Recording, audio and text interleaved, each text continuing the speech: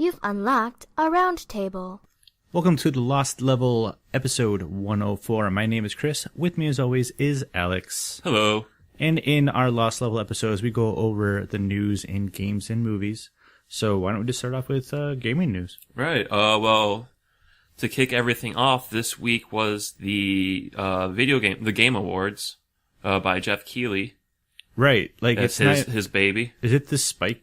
Don't even use Spike anymore, do they? No. Oh God, no. Right. I mean, obviously, it's not on Spike. They used to be the Spike Video Game Awards, and they used to air them. Then last year they changed it to just online only. Mm-hmm. Because, and they did it this year because. Yeah, and honestly, I like it better. I like it. I mean, this feels a little bit more intimate. It feels more for gamers than the general public. Yeah, because before, when they were doing them on Spike, they were trying to make them a show. And you'd have, like, you know, huge, insane, over-the-top guests. And exactly. Trying to do these skits. And Samuel Jackson hosting. And I think he had Jack Black one year. That sounds right. And, like, it was just, it kind of felt like an insult to gamers, as opposed to, like, something honoring gamers. Right. It's the game culture is misrepresented a lot in other media. And that just, the old Game Awards kind of showed that, I think. Yeah, so it was kind of nice to have them pull back a little bit and strip a lot of it and just make it basic as possible. Mm-hmm. You know, not give out crazy amounts of rewards. It was just... I mean, they gave a lot of awards off camera as well, right. Which is what they did last year. Mm-hmm. So it's very streamlined, which is fine, but, you know, I don't feel like it gives some of the games credit when they deserve it. It's just kind of like, oh, hey, here's an award, have fun with it, you know? Yeah. And in the years past, too, one of the major things about it was we'd always watch it every year, and we'd always make fun of it, because like, it never felt like we took anything they said. We took everything with a grain of salt. Like, we didn't believe, like, oh, that's the game of the year. Like, yeah, whatever. it is very public servicey. Yeah, it's like, why don't you guys just name Madden the game of the year? I mean, that's what it kind of felt like. Those right. old, those video game it's awards. Like, oh, what's going to be the best shooter? Which Call of Duty? Yeah. Or is it going to be Call of Duty or Halo? Which one of those two? You know, it was very, yeah, like, it was very predictable because it was. Like I said, it catered towards the public more than anything. It was the big names that everyone knew. Right. So I think they've kind of scaled back, and surprisingly enough, Game of the Year wasn't something that I expected. Because I honestly expected it to come down to two games, either Metal Gear Solid or Fallout 4. Right. But it's surprisingly it came to Witcher 3. I don't know, not too surprisingly it came to Witcher 3, because Witcher 3 has been getting a lot of buzz this year. Mm-hmm. Like, it's a game that I feel some people still talk about. Oh yeah. And it's a game that I've enjoyed.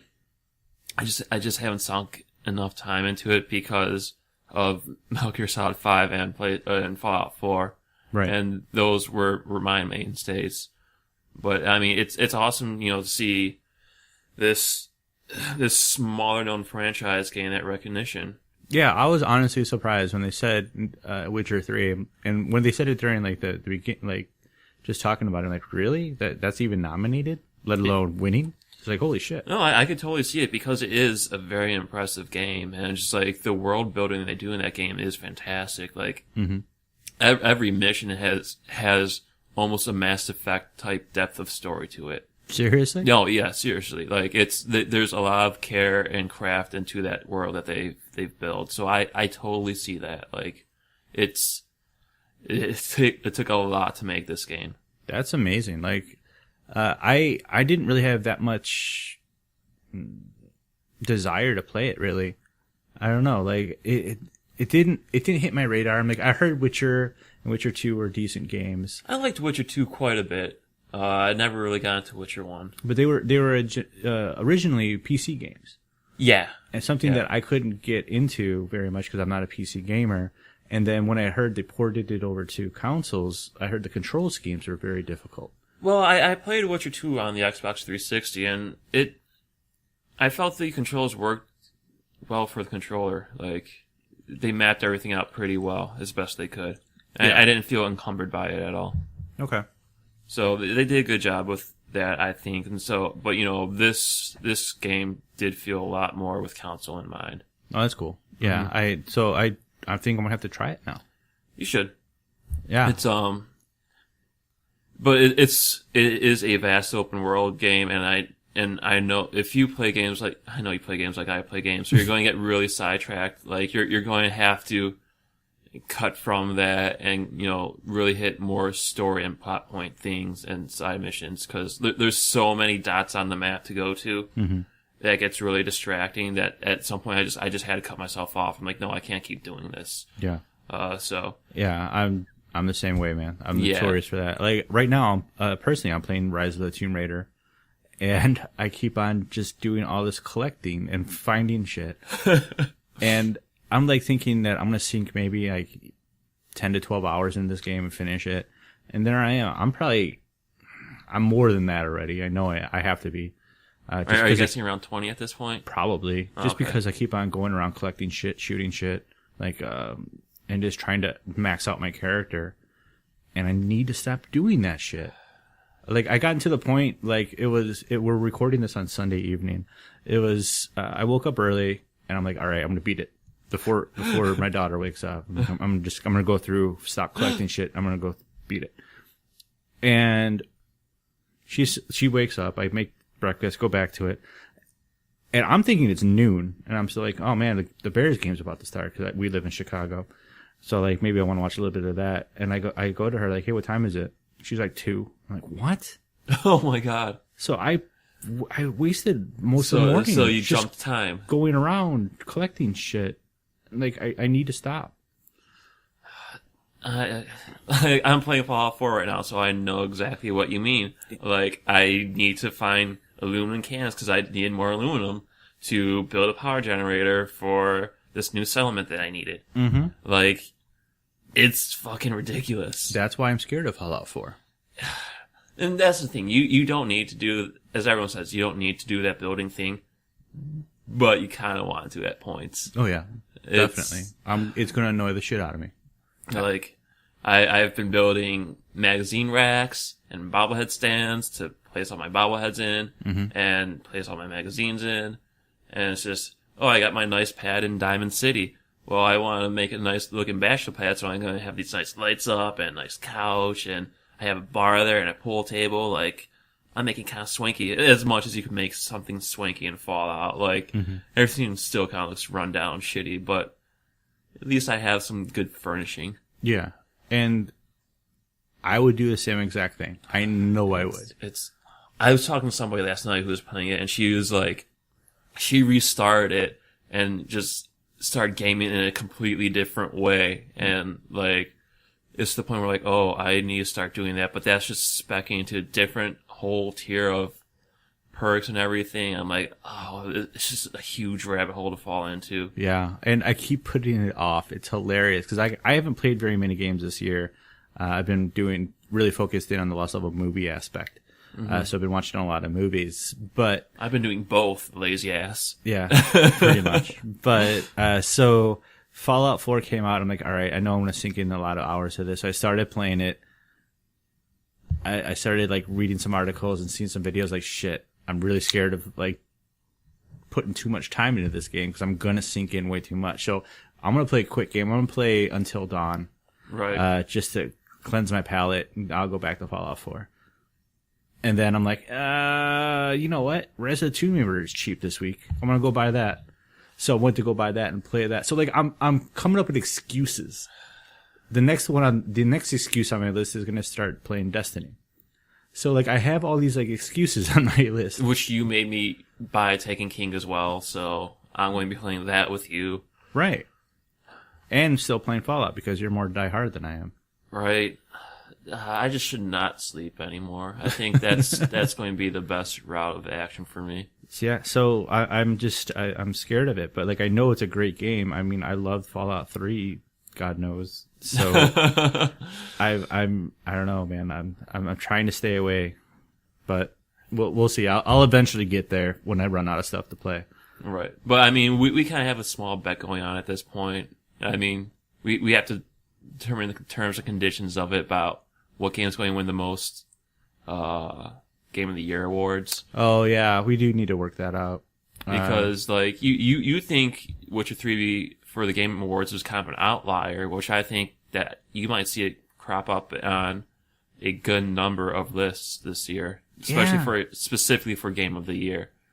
Which is interesting because as we kind of touched on at the very beginning of this conversation, the Game Awards were always that joke award show, like no one took seriously, like okay, whatever they think is Game of the Year. Now it's kind of flipped, and you're actually considering like, well, maybe Witcher 3 will be on a lot of these lists. Oh, totally. But like the big three contenders this year are Fallout, Witcher 3, and Metal Gear Solid 5, all open world games with a lot to do. You think Halo's on that list? No, I don't. I mean, just from our experience with it, I don't see it making that list. I could definitely see it on many multiplayer lists because the multiplayer is still good, still fun, and I think it's refined to such a degree that a lot more people can enjoy it. And, you know, I enjoyed what I played with it, but my internet at home is so shitty that I get a lot of lag and I can't enjoy it because of that reason. What about Batman?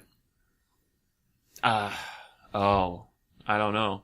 See, I don't think you'll see it on a lot of Game of the Year lists. Well, it'll be maybe a nominee, but I don't think it would be the winner for many. Okay. Yeah, I honestly think it's going to be between the two. I'm just thinking of other games that came out over the year. I'm thinking just like a lot of people were burnt out on that series because we were getting a lot in such rapid succession.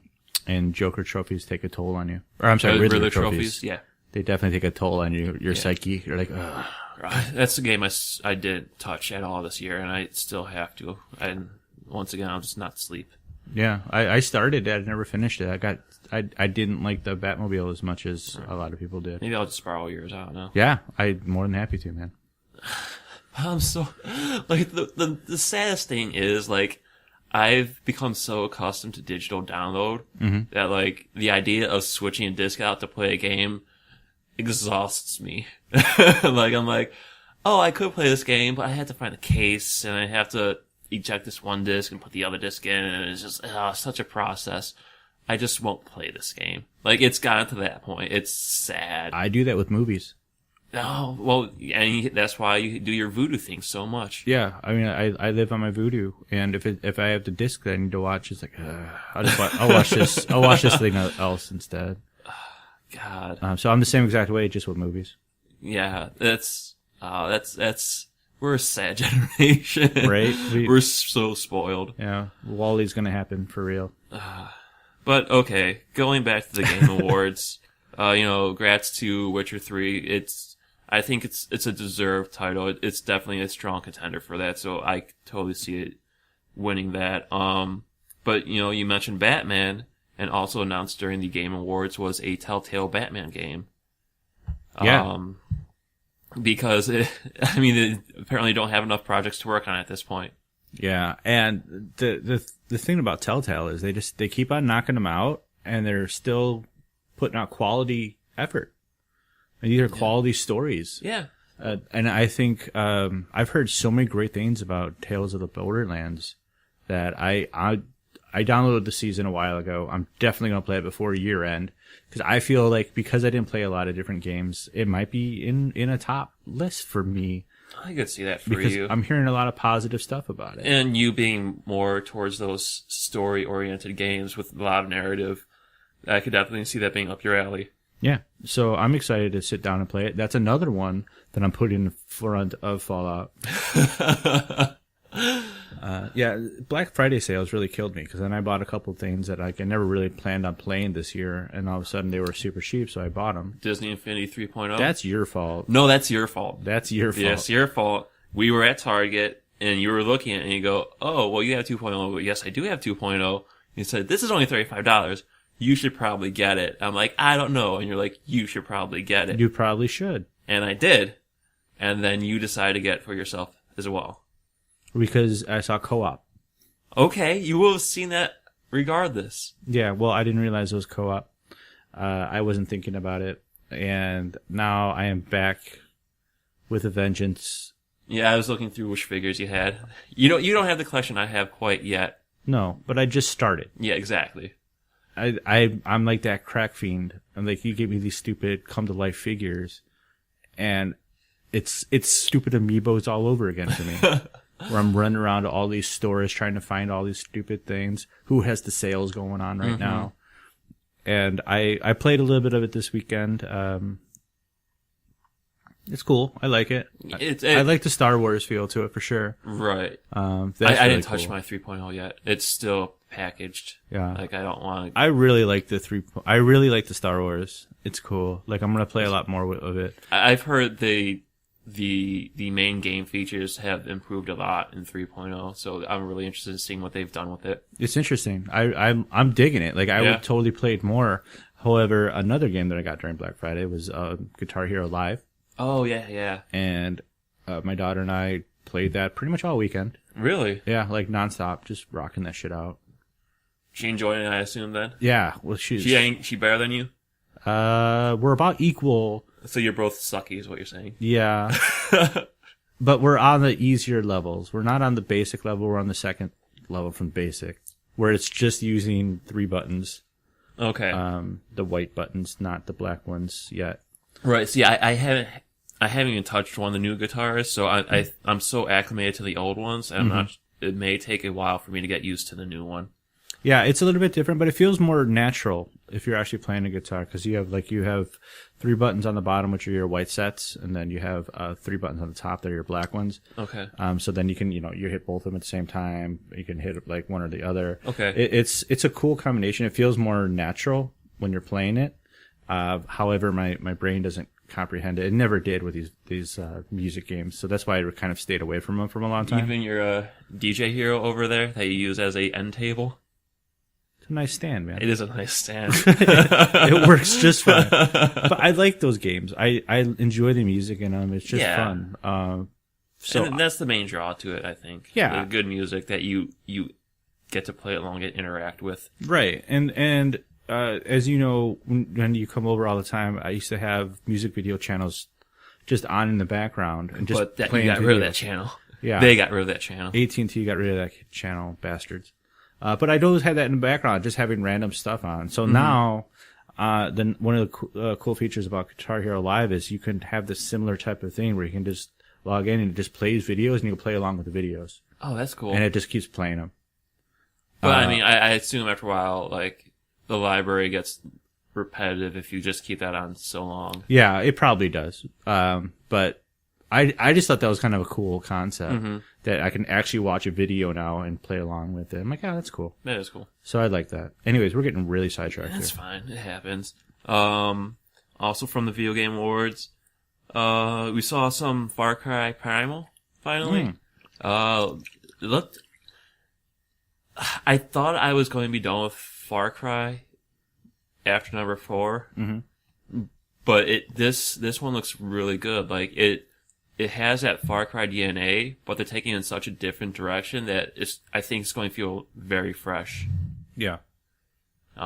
So that trailer actually got me excited for it. Like at first I was very meh about the idea of it, but now I'm like, okay, I can really get on board about this. It seems really interesting where you can go around and pretty much make everything like your ally or whatever. All the animals. Yeah. I'm like, that's awesome. That's something I would definitely just sit there doing. I feel like that's going to be part of the whole leveling process. Because you have all these perks and points that you put into. I figure training and getting animals to help you out is going to be part of that. Oh yeah, I'm sure. But yeah, it looks fantastic. It looks gorgeous and really fun.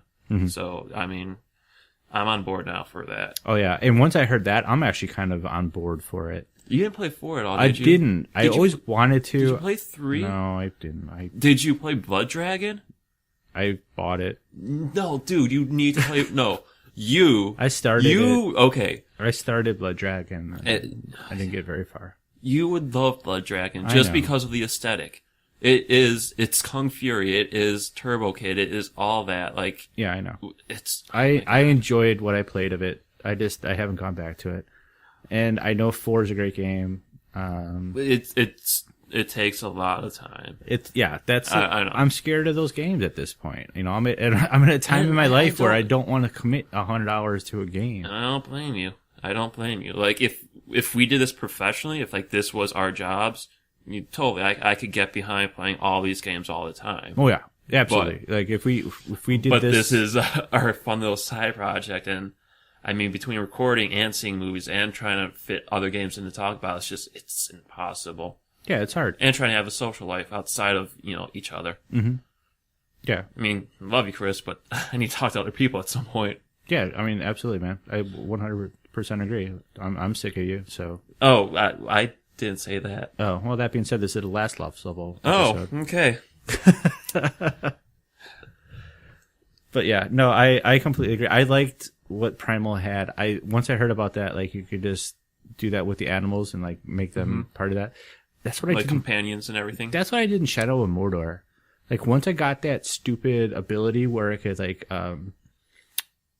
possess people? Right. So they're my allies. I went around possessing everybody. Yeah. Like, I had the whole entire tier of war chiefs. I need to play that game again. I really enjoyed that game. It's such a good game. I had all my tiers of war chiefs all possessed. And, like, I was just running around doing that the whole time. I wasted so much time just doing that because I enjoy that. So, like, once I heard that for Far Cry Primal, I'm like, yep, that's exactly what I'd probably be doing. Oh, yeah, that game, that's probably going to be another Game of the Year contender when it comes out, I think. Possibly. I mean, number 4 and number 3 are definitely up there. Oh, yeah. And you and Adam loved 4. Like, talked about 4 so much. Mm-hmm. But continuing on with the Game Awards, Shaq Fu: A Legend Reborn was announced. Yeah, why? I don't know. That was Sega Genesis. That was Sega Genesis. And, like, did you play the original? I don't remember if I did. I think I never owned it. I know I had a buddy that had it. But it was like a fighting game, right? It was a straight fighting game. I think so. Like, this one seems more like a almost Double Dragon type beat 'em up. I have no interest. Like, yeah, okay, Shaq. But it's just like, they made it seem like people were clamoring for this, and I'm trying to figure out who was. Shaq was clamoring for it. I haven't seen Shaq in a while. That dude's seen better days. Well, because you don't watch the NBA. Like, NBA, That's true. He's on NBA and TNT every week. So he's always he's a fun guy. I love Shaq, but like I don't need another video game. No, I don't think anybody does. Yeah. Exciting news for both of us though. Psychonauts 2. Man. It was announced for not Kickstarter, but a crowdfunding off of Fig, which is Tim Schafer's kind of brainchild. Mm-hmm. And as of recording this right now, it is a little over halfway to its $3.3 million goal. Yeah. Just announced at the Game Awards, 30 halfway at the goal. People want this. It seems that way. Yeah, I mean, I'm kind of surprised it didn't reach its goal already, to tell you the truth, but... Yeah, I don't know. Like, I wasn't watching the Game Awards because I had a family commitment that I had to go to. So you texted me that. And I didn't believe you. Because I'm not you. Like, I don't lie about stuff randomly. What? I never do that. Hulk dies in Avengers. That was one time. But yeah, it's amazing to me just because of the fact that I love Psychonauts so damn much. Psychonauts was one of my favorite games from that generation. Yeah, and it's one of my favorite games, period. Like, it's so well written. It has such a great imagination to it. It's just a fun game. Yeah, it's colorful. It's great platformer. Something that's kind of gone by the wayside. Yeah, you know what? That's true. Like, we haven't had a really good platformer in a long time. Outside of, like, Mario stuff. Yeah, we don't get those types of games as much as we used to. And I loved Psychonauts. Like, for me, there was the platformer generation, and then Psychonauts sat up on top of it just because of its unique creativity. Like, every single level was absolutely different from the previous one because you're into somebody's brain. I mean, that's the whole entire premise of the thing. You're going into somebody's brain and then you're inside of it. So everybody thinks differently and every world is just creative as shit. Yeah. A great visual aesthetic to all of it. But just, the art direction of that game was amazing. And I can imagine Tim Schafer is just going to knock out of the park again. Yeah. And it's like, I never understood necessarily why there was never a follow-up, but then it's like, it was a cult classic. It wasn't a very popular game. Yeah, it never sold very well when it came out. Admittedly, I'm ashamed to admit, but I got it used because I got it late in its life cycle, and it was just hard to find new. So I got that and Stubbs the Zombie. Okay, yeah, Stubbs was a great game, right? Yeah. Oh, Stubbs was awesome, but yeah, I got that at GameStop. Yeah. I remember now I kind of want to play Stubbs again or revisit that. That was also a really fun, unique game with cool aesthetics and cool gameplay mechanics that go beyond just the simple run and gun. I would like more creativity like that. Oh, yeah. And that's the type of stuff you only really see in indie games these days, but it's to such a small degree because, they don't have the time and resources to put into it as a bigger game studio. Well, the other part of that too is we just gave two perfect examples of great games that did not sell. Mm-hmm. There's just no money in the market for it. Psychonauts, on the video for it, Schafer talks about it on the crowdfunding. I see. I didn't watch that video. So he talks about Psychonauts didn't make any money when it first came out. They reprinted, and every time that they reprinted or put it on a different platform, it started making more and more money. As opposed to when it originally came out. So it was like an interesting kind of thing. Very word of mouth. Yeah. And now it's to the point where he's like, all right, let's make a sequel to this, which is like, blows my mind. So I'm surprised they haven't done a remaster of the original, honestly. They've put it a lot of places. Yeah, but I mean, they did the remaster of Beyond Good and Evil, so I feel like Psychonauts was on that same level that you could see that happening. Yeah, it came out on the Xbox Live or Arcade or whatever. Oh, that's right, it did. So I bought it on that. That's right, I forgot about that. I bought both of those, Beyond Good and Evil HD, and I bought Psychonauts as well. I should add those to my Steam library, just because I feel like my Steam feels a lot more permanent than console generations. Mm-hmm. So, a game that I really like, I usually end up, if I got on a console, I usually rebuy it on Steam just because I'll always have it in my library and it's always going to be accessible to me at whatever point. Yep. Yeah, absolutely. But yeah, in terms of Psychonauts, if you haven't played Psychonauts yet, it's a forgotten game. But I think my favorite world was the 1950s one about the milkman. The Milkman Conspiracy. Yeah, that was my favorite one. That's a great world. There's also, was it like a lungfish where he's like Godzilla? Yeah. Oh shit! I forgot about that scene. That was awesome. Yeah, that's an amazing level.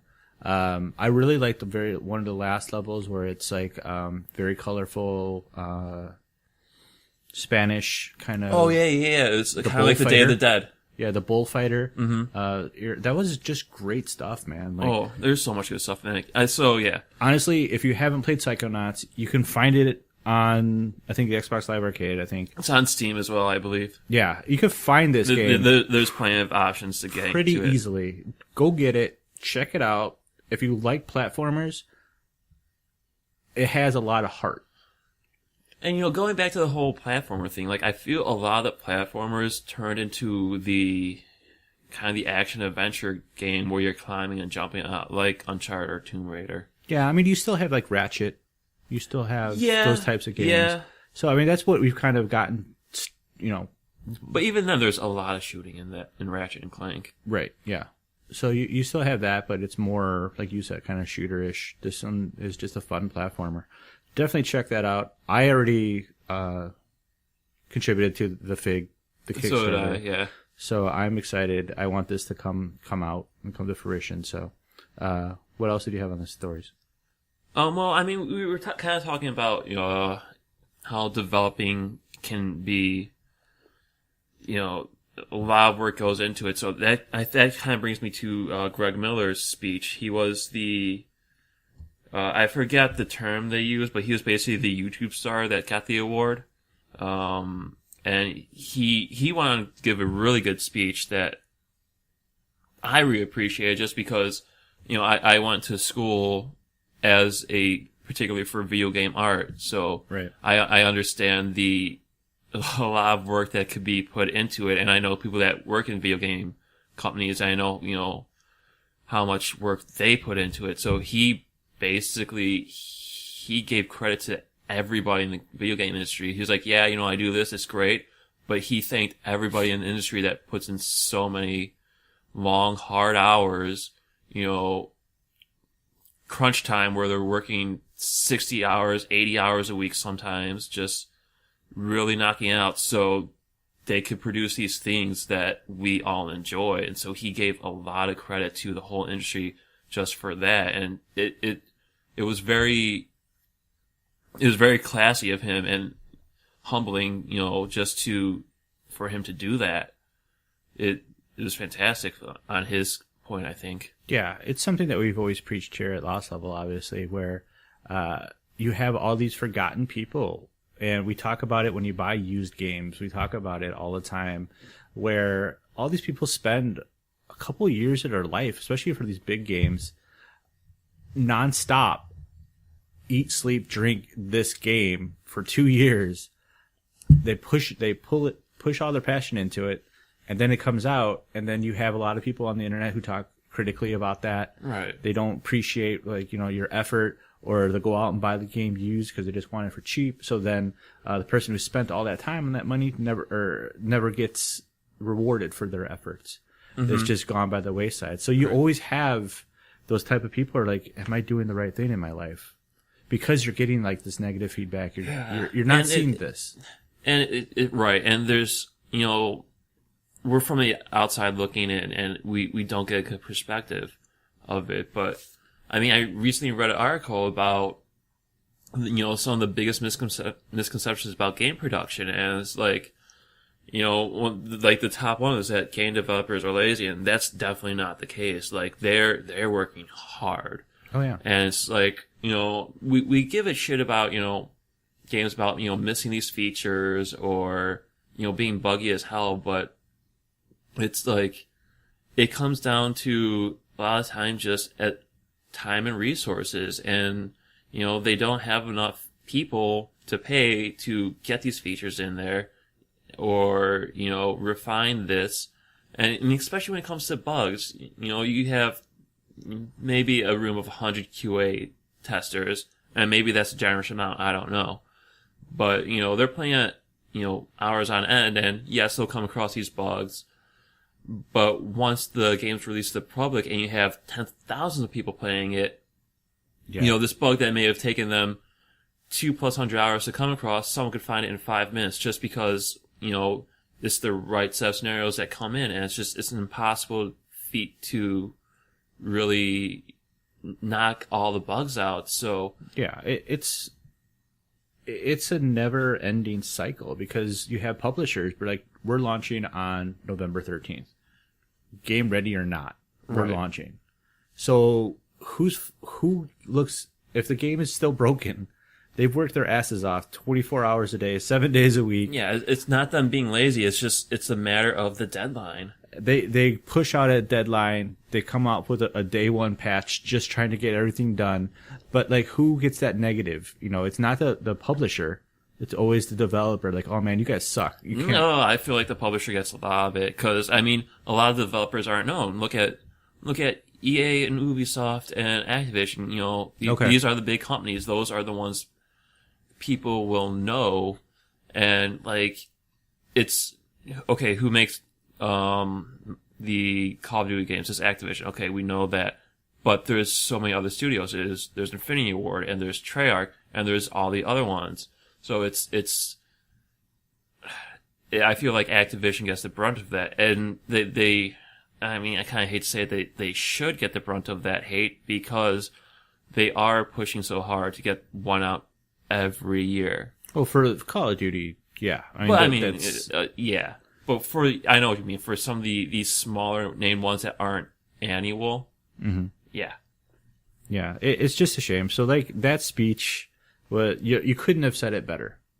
You know, he picks a random name out of an end credit scene for Rise of the Tomb Raider and appreciates that person. There's that one person who's hopefully watching, who got there, was like, yeah, that's great. You know, I mean, that's awesome. The fact that, like, you do see, like, all these hundreds of names. How many people actually sit through the credits for video games? You don't. I do. I mean, if there's an end scene, but you're not sitting there reading, like, I appreciate that guy. Right. You know? It's just, it's a nice thing that he did, and that was the highlight for me of the Game Awards. I thought that was an excellent thing, and put everything into perspective, aside from the the really cringeworthy moment, which was Konami. Yeah, let's talk about that. So,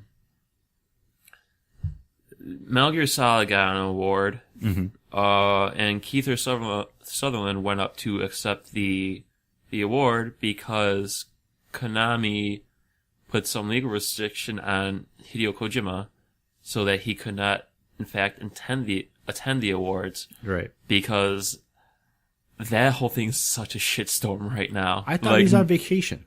I thought so as well. That, I mean, that was the last thing we heard, right? It was like, oh no, there wasn't a going away party. It was just kind of like, oh, he's going on a vacation party, but they prevented him from accepting an award for his own. Yeah, game. and Jeff Keighley just came. Like, props to Jeff Keighley for just being like, this is kind of bullshit. Like, that guy doesn't give a fuck anymore, and he shouldn't, because there is a lot of bullshit going around in the industry these days, and it needs to be called out. Yeah. And I props him for doing that, but it's like, man, what's going on? It's crazy. Oh yeah, and that's the other kind of brilliant thing about it too, because like if this was still like the Spike Awards, I don't think he would have been able to say something like that. No. Without serious backlash. But the fact is, this isn't. This is just a streamed event. This is something he set up. Like, this is his this is his baby. Like, he can do this. So he has the ability to say, that's fucked up, that this dude can't even come to accept an award for his own game, because Konami is preventing him from doing that. So that was my second favorite moment of the night, where it's like, holy shit, that was awesome. Yeah. Yeah, you know what? Yeah, it probably goes Greg Miller, or George? Greg. Yeah, Greg Miller, Jeff Keighley calling out Konami, then Psychonauts 2. Yeah. Those were the... I really appreciated the fact that he called him out on that, because that is horseshit, man. But yeah. But still, we don't know everything going on in that situation, but to deny someone the opportunity to pick up the award for the game that he spent years of his life on is just really shitty. Yeah. There's obviously some bad blood in that relationship, but they would like to make you think otherwise during the press. Yeah, like, I don't understand what the hell Konami is doing as a whole, because they're not doing anything. That's the point. They're making casino games at this point. Like, they're making it impossible for them to be liked by anybody in gaming at all, because they just keep on shit in the bed. Well, they're not making games anymore. That's the thing, I don't think we're going to see another AAA title from them. Right. For years, if ever. No, yeah, you're right. No, you're absolutely right. So, I mean, I think they're just kind of leaving the whole industry behind at this point. So, you know what? I think everyone's going to be happier off without them. Kojima probably will. Oh yeah, obviously. That dude's going to find work, like, no question. So, yeah, it just sucks that he couldn't get his award. He can do whatever the hell he wants. It's just sad that it's not going to be with Konami. All right. So that pretty much wraps up the Game Awards, I would think. Okay, yeah. Next, there was the PlayStation Sony keynote thing. What do they call that?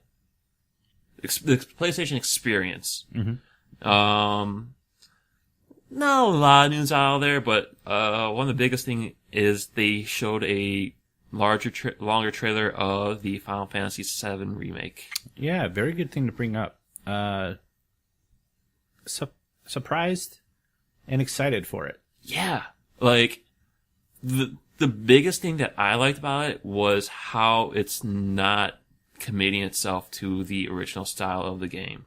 Right. Where it's going to be an action RPG, so it's not the turn-based. So that's definitely going... I was going to play it regardless, but I'm more excited to play it now because it's going to be a very different experience that's just visually stunning. But, yeah, still hopefully, everything in there. Everybody talks about this is the JRPG of JRPGs. This is the quintessential Final Fantasy game. After many years of talking about remaking it, they're finally doing it, and this trailer looks awesome, man. It looks incredible. Like, it's gorgeous, and you get to see the voice acting, and you get to see the action finally. So it's better than I anticipated it to be, and I thought about going back and playing the original a couple of years ago, and I started playing it, but I couldn't get into it anymore. So this is kind of exciting that, like, yeah, you know what? Maybe I'm going to try this again. Mm-hmm. Oh, definitely. If you want to play Final Fantasy VII and it's original, you can. It's on PSN.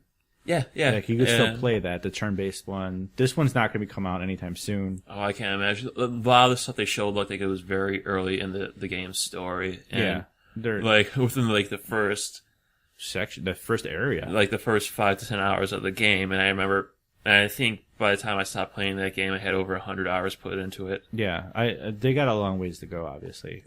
So I don't see this coming out for another 3 to 4 years. I don't think it will take them that long. We'll see. Yeah, we will. I'm saying probably we're at the end of 2015 right now, so I want to say we'll see in 2018. Okay, 18 I'll give you. Okay. I won't go 17. I'll say that they No, I will say 17. they will say 17.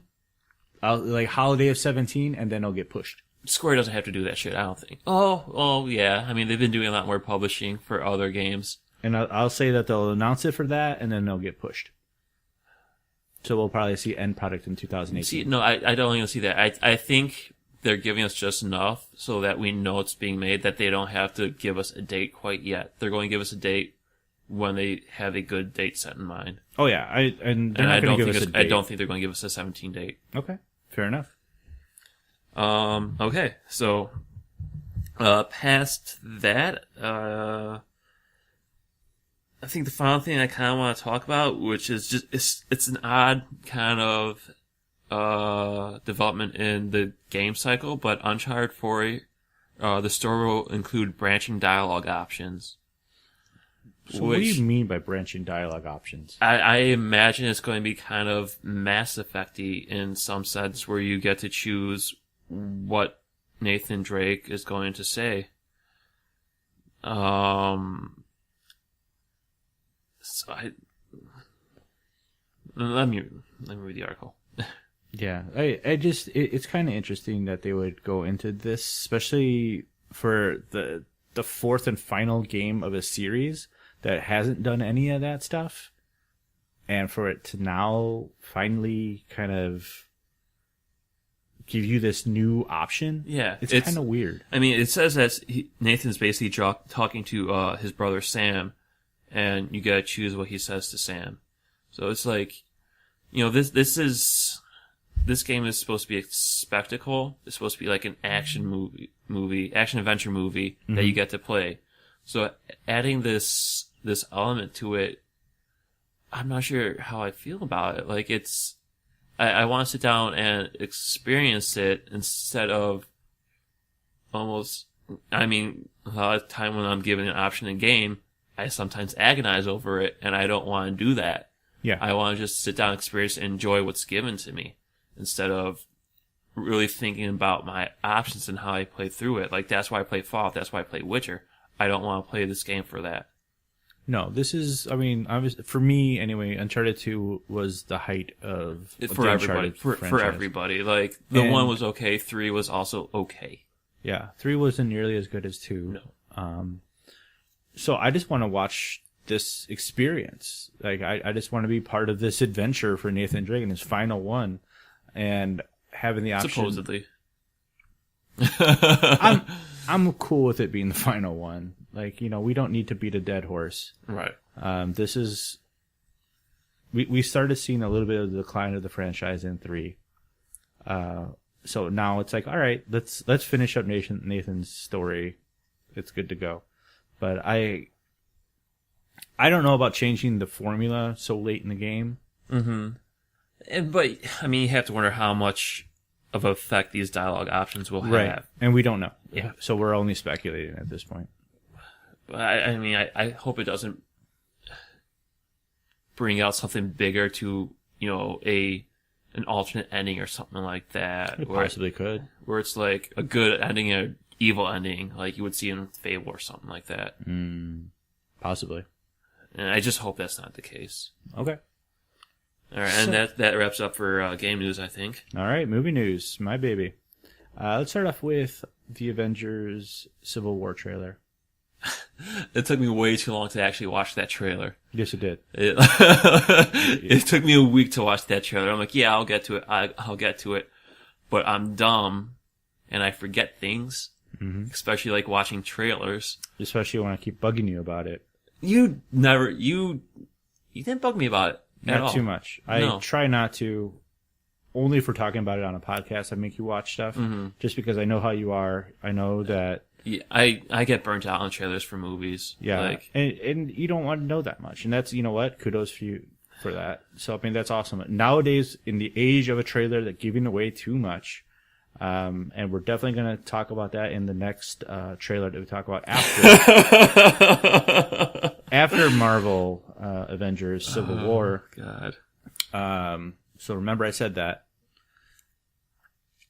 No, this is a great trailer. Like, this is an amazing. Like, trailer. I will definitely watch the initial trailer and the second trailer. But if they start making a third and fourth, I get overwhelmed. I'm just tired with it. But yeah, I mean, for Age of Ultron, I think they have like 50 trailers. I don't remember, dude. They just kept on coming out with new TV spots. I mean, we're seeing that now with Force Awakens, a couple weeks away. I feel like I see a new trailer every day. I accidentally saw one on Thanksgiving just because it was a TV spot and my family was watching football and all that good stuff, and I was there enjoying my drinks, and I'm like, oh, Star Wars. And yeah, it looks gorgeous still. Like, it still looks fantastic. It looks freaking amazing. And you know what? It was just a 30-second spot, so they couldn't have given away too much, and I liked it for that. No, yeah. And it did do more to get me excited than I think a full trailer would have done. Yeah, and JJ's really anal about that stuff. So yes, but yeah, Civil War looks fantastic. Absolutely awesome. Like, holy crap! Like, for a Marvel franchise that could kind of had the potential of going stale, like the formula behind it. We've been through so many movies now in the cinematic universe of Marvel. It's still kind of refreshing to me personally to still be excited about seeing this trailer and going, holy shit. Yeah. And then jumping on social media or immediately texting you and Adam. Yeah. Be like, watch this. Yeah. Because and I did it a week later. But yeah, it's freaking awesome. Like, there's so many great things in this trailer. Because they know how to shake up the universe well. And for some reason, they tend to do it in the Captain America movies. They did that with Winter Soldier. Yeah. And it seems like they're doing it a lot in this one because you see those shifts in the relationships. And it's a civil war, and you see Stark up against Steve Rogers, and it's like, holy shit. It makes Captain America interesting. It makes it makes Tony Stark interesting as well. Oh no, yeah, I'm just saying, just from a Captain America movie standpoint. Okay. It adds a lot of depth to his character because it's hard to make the Boy Scout interesting for me. This is your problem with Superman. Yeah, like I just there's something about it, like you play so good, it just gets kind of boring. It's formulaic, and it's just something that has been going on for so many years. Like, I didn't watch Captain America, I didn't really care about Captain America nearly as much as I do now. Okay. because I like the stories that they put into his movies specifically. Like First Avenger, is origin-y, so it's you origin-y. can't get a lot out of the universe from that. Right. And now it's grown like throughout the several movies. Like I really dig Cap now. I like Cap. Marvel has done a great job with that. And Winter Soldier completely grew on me, 100%. Like Okay. I still watch. I watched it again recently because of my excitement for Civil War. Okay. I'm like, oh man, I need to go back. And like I watched it and I love it, and it's totally grown on me. And now Civil War, it's like, holy shit, man. That end scene when they're beating on Tony. Right. Well, no, see, what sold it for me was that line where he was like, he's my friend, and Tony Stark's is like, I thought I was too. And it's that emotional impact that sold me. Yep.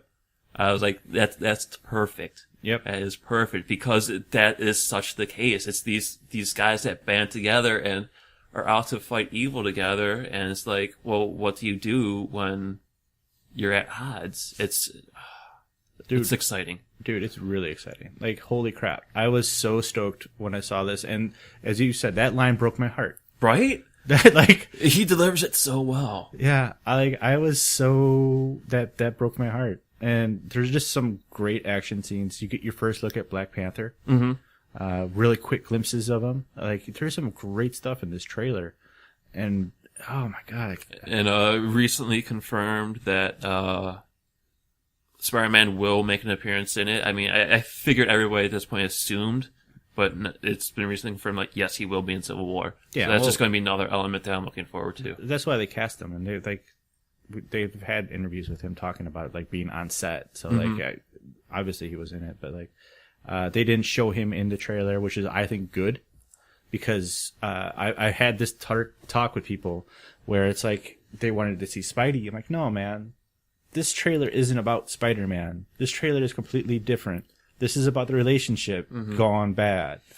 And to throw Spider-Man in it kind of just adds too much chaos to this focal point. We'll probably get in the second or third trailer. Yeah, and that's okay. Yeah. I think that this came out of nowhere. This wasn't like the hyped trailer like we're getting nowadays, where it's like, we're getting a teaser trailer of the teaser trailer of a teaser trailer for this. Like, you know what I mean? Yeah, like, yeah. We're not getting that stuff. This is just like, hey, guess what? We're going to be on Jimmy Kimmel. Here's a new trailer. Yeah, crazy. And blew me away, man. Like, totally love this trailer. I have to say it just because Aaron, also part of Lost Level, he does stuff for us, texted me repeatedly, over and over again, Cap holds a helicopter by his arms, like, because he's like gripping the helicopter with one arm and on the landing pad on the other, and he's holding the helicopter in place. He's like, holy shit. Yeah. So that blew him away. So I do need to mention that, but like, holy crap, man. The action in this movie is going to be great. Like, It's so no intense. question. Yeah, I cannot wait for this. So totally stoked. Good job by Marvel to show awesomeness. And on the flip side, DC. with their 3-minute 3-minute Batman versus Superman Dawn of Justice trailer. Batman v Superman. Yeah, sorry. Batman v Superman Dawn of Justice trailer. A trailer that has 3 minutes and I feel gives way too much of what's going on in this movie. We all knew, talking about this movie and reading stuff about it, was there's trying to cram too much shit into this thing. We have Wonder Woman, we have Aquaman, we have all these other people in it. Aside from taking the focal point from Batman v Superman, there's a whole bunch of other shit going on too. So now we know why. Because of this trailer, Right. It shows that there is another Element. Yeah, there's another villain that they're going to fight. So it's probably going to be the first act leading up to the second act where they fight. Third act being now they have a different foe to fight together.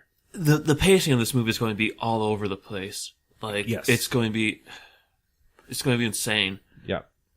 The first thing I want to talk about regarding this trailer immediately, Go ahead. I think I know what you want to talk about. Lex. Yep, I knew it. Lex made me cringe when I watched the trailer. I straight up cringed. That is not how I would ever picture Lex. ever. Well, it's supposed to be his son or whatever of Lex Luthor, also named Lex. Oh. Some stupid shit like that. Oh my god, that's fucking stupid. That being said, I cringed. It felt like a watered down Joker. What are they doing? I don't know. What the fuck? What was that? I don't know. Why is there not like backlash on the internet about this? Because there's so many other things wrong with that trailer that it's hard to pinpoint what everyone wants to talk about. It has to be Eisenberg, man. Like, I like him. I enjoy a lot of his. I enjoy most of his movies actually. He has a great character that he plays, and he's awesome. I don't want to see that type of quirky character in a portrayal of Lex Luthor. No, this is supposed to be the guy that is, the main nemesis of Superman. No, that makes no sense. Who doesn't have strength, doesn't have superpowers. He uses his mind to outwit and outsmart the boy here, the Boy Scout. And he seems so unstable. Yeah. Like I said, he seems like a watered down Joker. Like his quirkiness at that reception where he gets introduced to Bruce and Clark. Holy shit, man. Like, I seriously, I can't, I straight up cringed. Because it affected me, like, in such a negative way. Like, that couldn't have been worse. It was bad. It was bad. And oh my god. I like the look of Bruce. I like Ben Affleck. I think that he looks the part. He does. I think him being pissed off and moody fits Batman. I don't think being pissed off and moody fits Superman No. at all. No. I don't like the way he looks in that 50-minute trailer. I don't like. I hope that's a dream sequence. The teaser trailer where when they're in the Batman's captured. He's hanging by his arms, and then Superman removes the mask. Yeah, Superman comes in. People immediately bow to him. Yeah, that's weird, dude. And then he comes up and just removes Bruce's mask, exposing him. Something that he would never do.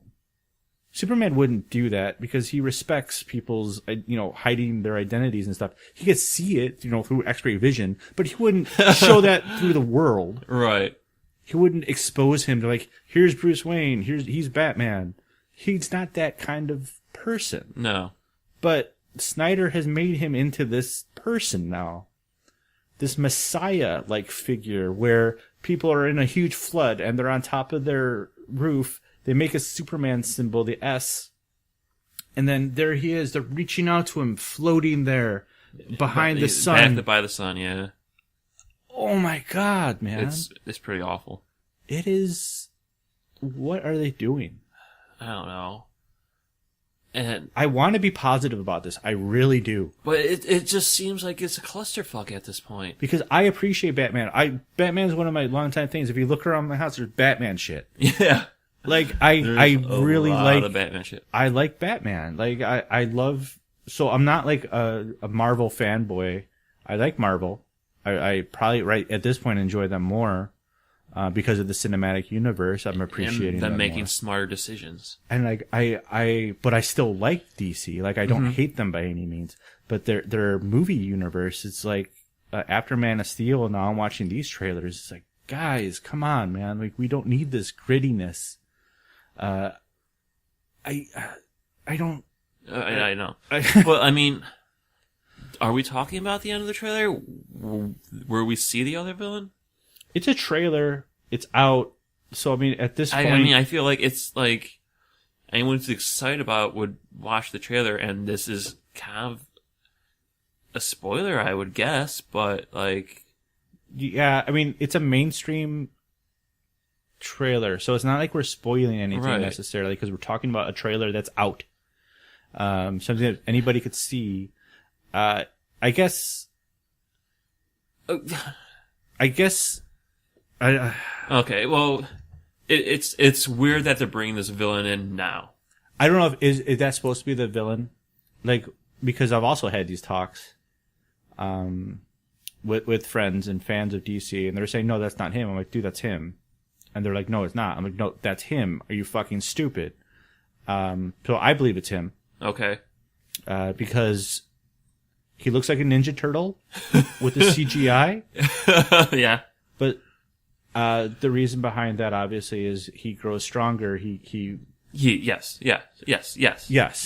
So that's why I think he looks like that. Like, in the trailer. Here's my thinking about this is like. Okay, hold on. All right, I'll support you in terms of the spoiler thing. So I do want to talk about this in a spoiler type of form a little bit. Okay. So why don't we hold off the discussion until after we say goodbye to everybody? But not saying who this person is. What I want to say is my thought behind this is the movie's going to end around that point, and it's going to be like a cliffhanger into the Justice League. Like, that is my thought, and I think that's what's being set up there. Okay. All right. Which, don't get me wrong, doesn't make me think it's a good decision. I think it's still going to be fucking awful because of that reason, and probably more so for that reason. I will support that theory only because it's a bad decision. Okay. And that's what they seem to be doing a lot. And just the entrance of Wonder Woman is, it seems out of nowhere. Well, in the trailer, it's meant to be like that, I guess. Right. But, like, I kind of feel like that's how it's going to happen in the movie as well. Well, you see, I think she's spread throughout the trailer in normal clothes. Okay. And maybe not That's necessarily given her identity until that big reveal. Which I think this is the reveal inside of the trailer, where she pops up out of nowhere, saves Bruce's life by deflecting that blast or whatever it is. And it's like, all right, now here's this chick. Okay. Yeah, maybe. Yeah. Okay. That makes sense. All right. So hang on to the after credits. We'll talk about this trailer a little bit more in depth, and we'll go into spoilers. So if you don't want to know or don't want to see the trailer and not really know about too much, because this trailer does give away too much. Yeah. This trailer is way too long, and it gives too much information for you. It's not a tease. It's just like, oh, okay, here's the plot. Essentially. So yeah, if you don't want to stay away from it, then I recommend staying away from it. If you do want to listen in after our credits, we'll talk about it in a spoiler type of way. So moving on, the only other thing I really had this week was something that's really near and dear to your heart. Samurai Jack is returning. Yeah. Oh God, Samurai Jack. Oh, I love that show. Like, back when Cartoon Network had its Friday night lineup. Was that Toonami? No, Toonami was their daily afternoon thing. Okay. It was part of their cartoon lineup because it was their produced cartoons, You're like right. Ed, Ed and Eddie and Dexter's Lab and Powerpuff Girls. Yeah. And a slew of others. Like, it's legitimately like one of the best action cartoons out there because, I mean, it's just beautifully animated and just great sequences. And, I mean, I'm pretty sure there was a whole episode where there was not one ounce of dialogue, maybe until the very, very end. They said something, but it's like, it just shows great craftsmanship behind the whole idea of animation, being able to tell a story with very little words and just master storytelling in action.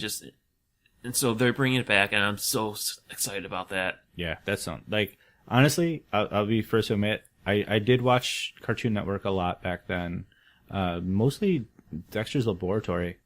I really like Dexter's. Oh, I still put on Dexter's Lab. Like, sometimes I'll just go to Netflix and I'll go to the kids section. I'm like, yep, here's some Dexter's Lab for me. Yeah, Dexter's and like Johnny Bravo. Like, it's so stupid, but I like that show. Oh, yeah. The show is just funny. But I never watched Samurai Jack because it was always just random episodes, and I always wanted to watch it like sequentially. You don't necessarily have to. Right.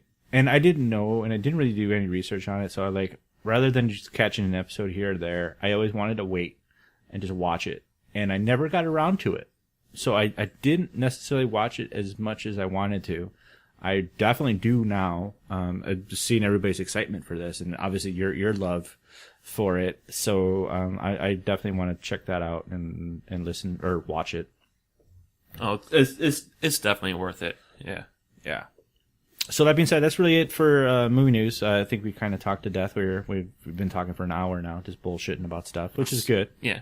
So you know what, Alex? How can we reach you, man? You can follow me on Twitter. My name there is Alex Sandberg, AlexSanberg, or you can email me directly at the website, alex@lostlevel.com. What about you, Chris?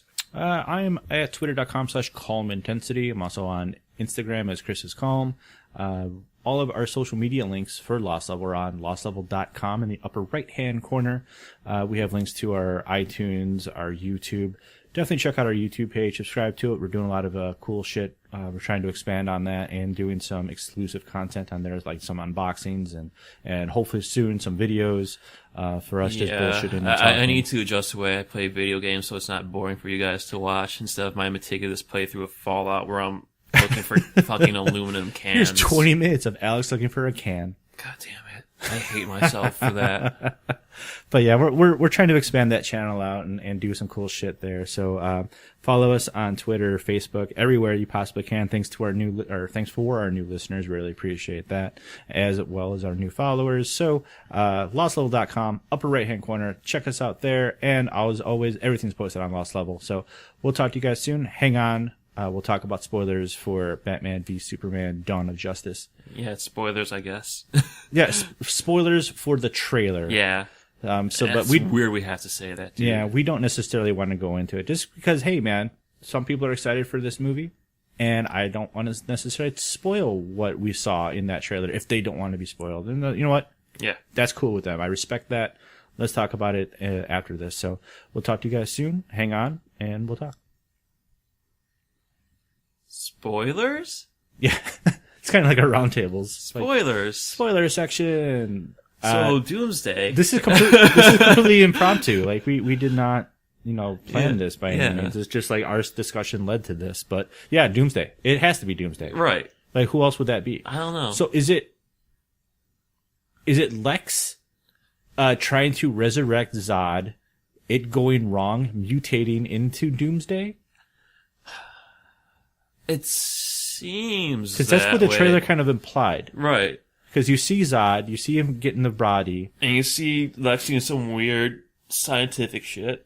And then all of a sudden, Doomsday comes out and uses the X-ray vision, amplified now, that it comes out of all of his, his eyes, his mouth, everywhere. Yeah. And tries to destroy Batman. But it looks like the way that it's cut, Wonder Woman saves him from that. Yeah. So, very interesting. But yeah, it has to be Doomsday. Because... What are other people saying it is? I don't know. My friend... I have a buddy who's big into comics. He's like, no, it can't be Doomsday. I'm like, dude, it has to be. Because as he fights, he'll start getting those bony features. And you already saw some of those bony features as it was. Right, it's Doomsday. Yeah. It's absolutely Doomsday. So they brought Doomsday in early into their franchise, I guess. Way too early. Because, that's the death of Superman story. Yeah. Maybe this is going to be the death of this franchise. Like, maybe they're going to stop making these fucking Justice League movies and they're going to be like, okay, that was bad. Let's try to start anew. No, they're not Fantastic Fouring this yet. Oh, Fantastic Four. But no, it's interesting. I think that it's gonna have a resolution. You do? I do. I do feel that it's gonna have a resolution because and it's going to be so unsatisfying. It is, because this is Doomsday. This is supposed to be like the character is strong enough to beat Superman and does beat Superman. Mm-hmm. But I think that all three of them teamed up is going to beat him, probably destroy him completely. So Doomsday is completely out of the universe. And then they'll probably go to like Darkseid or something for like the Justice League. Yeah. Okay. I don't know. Like, I was about to say if they're smart about it, but, past experiences show they haven't been smart about this stuff. No. So. Why would they show that in the trailer? Yeah, if they were smart about it, they wouldn't show it in the trailer. He wouldn't even be in this movie. Why would they show him in the trailer, though? Don't do that. You have a perfect lead-in. this is Batman v Superman. That's all you guys need to know. That's all I should have really focused on. Yeah, that's all you guys need to know. It's like, guess what? Your two icons are going to fight it out the way that you've always wanted in a movie. Awesome. And then, like, everybody kind of knows that they're going to have cameos from Wonder Woman and other people. Aquaman's appearing in this one, right? Like, yeah, we know they're going to be in there somewhere. Maybe they're just going to be really small cameos. And then let the audience go watch the movie. That's fine. And then you can have, like, those two battling it out in Act 2. Then all of a sudden, it's like, boom. Here's fucking... what's his name? Those are going to be some tight acts right there, dude. Yeah, I mean, the first act is going to be the lead up, obviously, to their quarrel. Mm-hmm. You know, with Jesus poses, Jesus man, and Bruce being pissed off and running around trying to build up his armory to kick Superman's ass. Then they finally show down, and now it's going to be fucking Doomsday. They didn't need to show that. No, they didn't. Yeah, it's everything about this seems really wrong right now. So I'm just,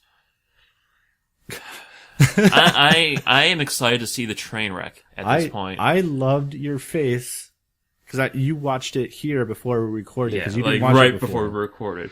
And I'm like, you have to watch it because we're going to talk about it. And just seeing your face, I'm like, nope, wait, we got to talk about this on the podcast because I don't want to lose it. So your reaction is natural. This is not like fake. This is not scripted. Like, yeah, this is going to be such a train wreck of the movie, and I'm excited to see how bad it's going to be. Like, oddly enough, this is like reverse marketing for me. I can't believe that I cringed during a trailer because I haven't done that in a really long time. I don't think I've ever cringed. No. I have cringed during trailers. I actually cringed during that Gods of Egypt trailer. The Gods of Egypt trailer is amazingly bad. Oh my god. So that's perfect. A January, February movie, you know it's going to be bad. Mm-hmm. Anytime they release a movie like that, especially something with like these known actors in it, like, yeah, that's a shit movie. It's going to be bad. If it was any good, it would be released during close to like a summertime, April through September type of launch window. No, it's shit. It's coming out January, February. As probably Batman v Superman should, but gonna be a huge blockbuster. People are going to fucking watch it. And people are gonna love it. I would say Man of Steel is split 50-50. Either you really like Man of Steel and you got Zack's vision, or you just straight up hate it. Yeah, I feel like there was a lot of love for it at the beginning, but I think those were just the people who love Superman. You think that they swayed since then? I still think it's pretty in the middle. No. I think it was very much in the middle, but the people who love Superman were a lot more vocal about it at the time. Tried to defend it, maybe. Maybe. I don't know. But this movie is this movie's probably going to be shit. But let's just say, even if it is shit, it's still coming out during the summer because it's going to make buku amount of money. It'll make over $1 billion easily. Yeah, because Hong Kong. Not just that, it has the Superman crowd, it has the Batman crowd, and that is, like 80% of America right there. And Wonder Woman. Okay, sure. There's a fan base. Yeah. Okay, there is. Yes. And I don't want to. Yeah. I like her obviously from the Fast and Furious franchise. So I was actually like, oh, cool, they cast her. Like, I didn't see it necessarily because like she's so skinny and model looking, Not Linda Carter. Yeah, like you kind of figured like somebody a little bit more strong or sturdy. Mm-hmm. But she did a lot of working out and everything. Like, she looks good in the costume. I like the way she looks. I like the look. Yeah, the look looks. The characters, I like the look. Yes, Snyder movies are visually great. I would never discount them from that. Right. But narratively, looks like a mess. This looks good. It's going to be a train wreck. And then Jesse playing Lex scares the shit out of me. And I always felt that way. Yeah. And now that I finally agree. saw him. I agree. After seeing that portrayal, I'm just like, no. Okay. Well, all right. That's the spoilers for a trailer. Yeah, we're going to watch it again after this. We're going to just cringe some more. Yeah, it's so good. All right. All right, we'll talk to you guys later. Bye.